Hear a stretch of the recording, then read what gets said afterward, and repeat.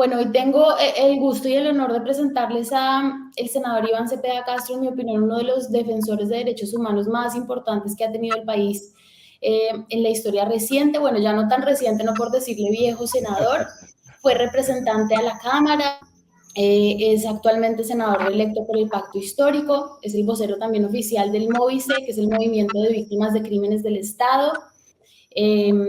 Hace también la copresidencia de la Comisión de Paz del Senado de la República. Fue facilitador del proceso de paz con las Fuerzas Armadas Revolucionarias de Colombia y ahora también participa en los diálogos de paz con el Ejército de Liberación Nacional que adelanta el gobierno de Gustavo Petro. Es para mí un gusto saludarlo, senador, y bienvenido a Los Danieles. Muchas gracias, Ana, por esa generosa presentación y un saludo muy cordial a los Danieles también. Solamente ya en este momento no ejerzo como vocero del movimiento de víctimas por mi condición de congresista, correcto. Sí, señor. Pero bueno, estoy muy a gusto en estar con ustedes y bueno, dispuesto a lo que venga. Anita dice que no le quiere decir viejo y el expresidente Álvaro Uribe siempre se refiere a él como el joven senador. No, pero yo sí no tengo eso, ¿cómo se llama? El síndrome de Peter Pan. Yo ya entiendo que el tiempo corre, afortunadamente además, y que uno va llegando a ciertas etapas en la vida que son de acumulación de experiencia, por decirlo de alguna manera. Sí, todas las edades traen sus cosas buenas. Perdón, Anita. No, iba a contar cuando yo conocí a Iván Cepeda, él obviamente no se acuerda, era el director del MOVICE y fue a dictar una conferencia en los Andes a una cantidad de estudiantes precoces de Derecho, y me acuerdo que lo interpeló una estudiante muy uribista, y me sorprendió siempre mucho su contundencia y calma y paciencia y cómo nos iluminó a muchos de los que ahora nos dedicamos a la defensa de derechos humanos desde ese día, senador. Así que bueno, lo guardo siempre ese recuerdo para mí. Muy amable y trato, ¿no? No siempre lo consigo, pero trato. Bueno, se acabaron las flores. ¿Qué es ese desorden de proceso de paz con el ELN? ¿Quién va a creer en eso? Que unos tipos digan que están en cese a fuego y sigan secuestrando y que además, después de la liberación del señor Luis Manuel Díaz, salga Antonio García a decir que sí, que evidentemente ellos van a continuar con la política de secuestro y que nos guste, al que le guste bien o al que si no, pues que siga. Bueno, nosotros cuando digo nosotros me refiero a la delegación de gobierno y al gobierno, comenzando por el señor presidente, quien es, por supuesto, quien conduce este proceso de paz y da los lineamientos esenciales. Hemos fijado claramente nuestras posiciones, más que con un ánimo de entrar en polémicas o discusiones, de dejar claro en dónde estamos y para dónde vamos. Y lo primero que hay que decir es que no es de ninguna manera menospreciable lo que hemos alcanzado con el ELN. Hay que recordar, son décadas enteras de negociaciones de muy diversos gobiernos, de todo signo ideológico, incluyendo al gobierno del expresidente Uribe, quien intentó durante años en la ciudad de La Habana avanzar esas negociaciones, pero solamente fue hasta el gobierno del expresidente Juan Manuel Santos que hubo avances reales. Pues en este año que vamos a completar en los próximos días de diálogos, hemos efectivamente llegado a puntos de desarrollo que no había llegado a ningún proceso anteriormente. Se han fijado acuerdos que implican compromisos, se ha desarrollado un alto al fuego que tiene problemas, pero que también ha significado una reducción de la violencia. Ahí están las cifras que lo demuestran. Y por supuesto hay también una serie de asuntos de fondo que están en discusión y que han generado, como es obvio y natural, una reacción de profunda indignación en el país y en la comunidad internacional, porque hay prácticas, lamentablemente no todas son condenadas de la misma manera. Ojalá que pudiéramos tener la misma reacción frente a asesinato de líderes campesinos y comunitarios. Pero bueno, hay prácticas de la violencia en Colombia que suscitan especialmente la indignación y que a todos nos llevan a veces al escepticismo. Y por supuesto una de esas prácticas es el secuestro, que no tiene ningún tipo de justificación posible. Es decir, a eso no hay que darle vuelta de hoja, ni vamos a entrar en esa discusión, por supuesto, a estas alturas. No creemos que ese sea el comportamiento ni la conducta a asumir. No vamos a discutir esto ni desde el punto de vista jurídico, aunque ya lo hemos hecho, pero mucho menos desde el punto de vista ético. Privar a alguien de la libertad, comerciar con su existencia, someterlo a una serie de tratamientos que son en todo caso, por muy, digamos, leves que sean, ultrajantes, que hieren la dignidad de la persona y su integridad física, moral, psíquica, sin hablar de las consecuencias que eso tiene para las familias, para las comunidades y para la propia credibilidad de los procesos de paz, pues nos parece que es un ejercicio que ya hemos hecho. Y más bien hay que concentrarnos en lo que hemos dicho y eso es lo que vamos a hacer.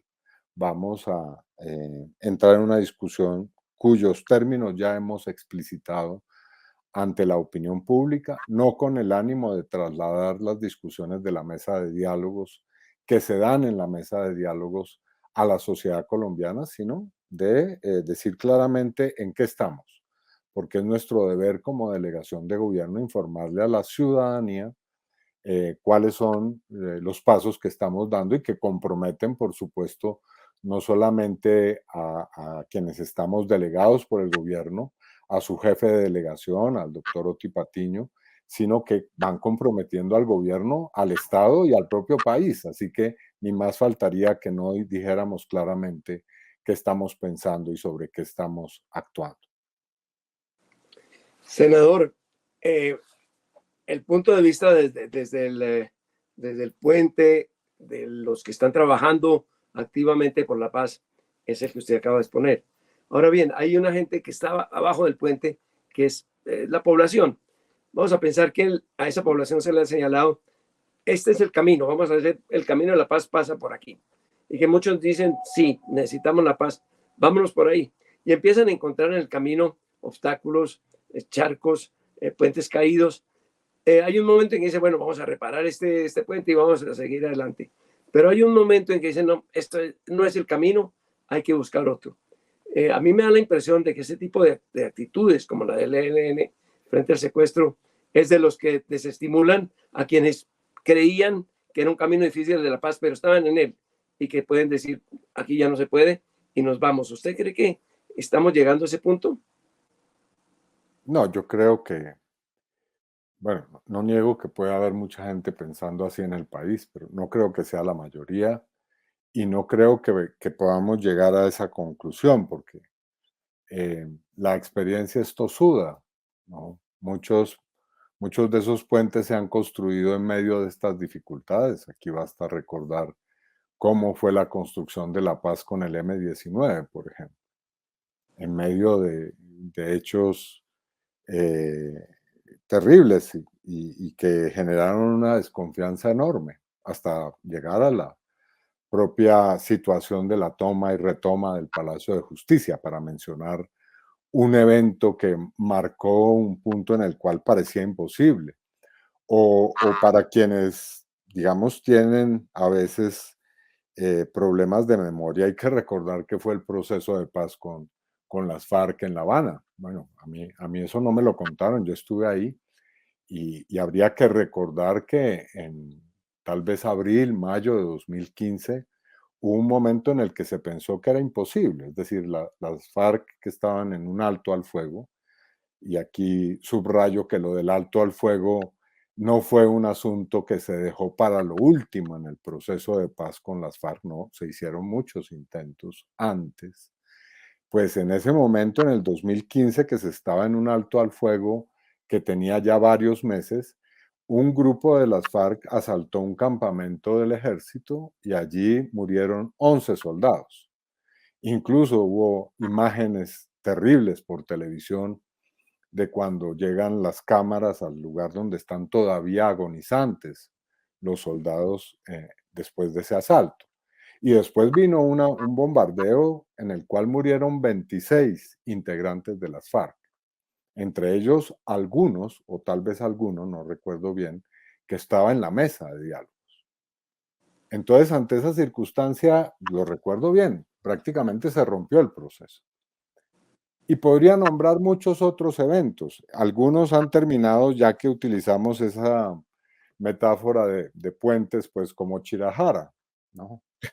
Totalmente destruidos, pero otros han resistido y se han convertido en parte del patrimonio más importante que tenemos los colombianos, que es el haber logrado construir un acuerdo o acuerdos de paz que han significado mucho para Colombia.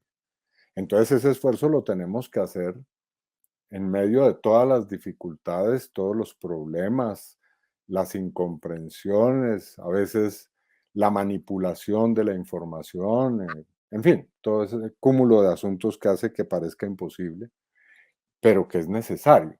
Y eso es necesario hacerlo, y en eso yo defiendo la política de paz total, porque sí creo que no se puede resolver o seguir resolviendo eso por etapas, a pesar de lo difícil, complejo que es. Y es más, sin que haya un acuerdo, una mesa de diálogos que hoy no existe, que es la mesa de diálogo entre los colombianos que ejercen poder institucional, poder fáctico, poder ciudadano.